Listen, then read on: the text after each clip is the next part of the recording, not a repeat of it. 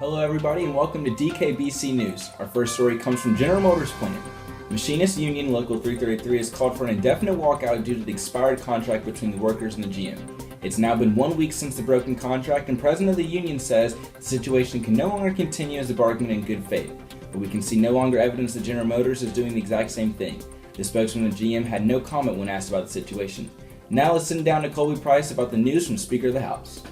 Speaker of the House, Milton Bradford, announced today that he will not seek re-election. The Democrat from Loganville has always been closely tied to the state's education lobby. He has served 27 years in the House of Representatives and 10 years as the Speaker. And now to Brett with a local crime. The city's no robbery streak of 6 months ended this morning when two masked men stole $22,000 along with an undetermined amount in check and securities from the Fidelity Federal Bank. The men went into the bank bearing shotguns and demanded all of the people in the bank to lie on the floor. They fled from the bank in a red four-door Chevrolet with a New York license plate.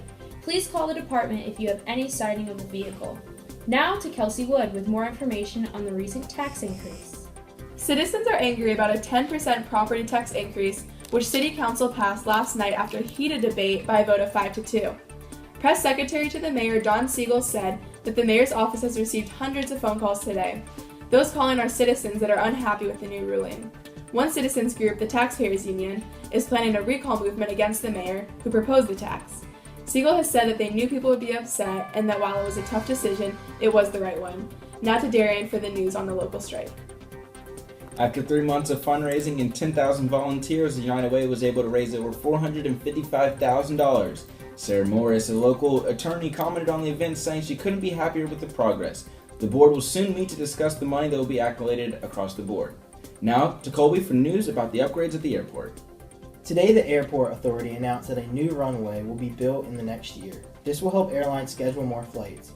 The overall cost of the runway will be about $3 million. Chairman of the Airport Authority says this money can be made back in 3 to 4 years. Thanks for tuning in to the DKBC 11 o'clock news.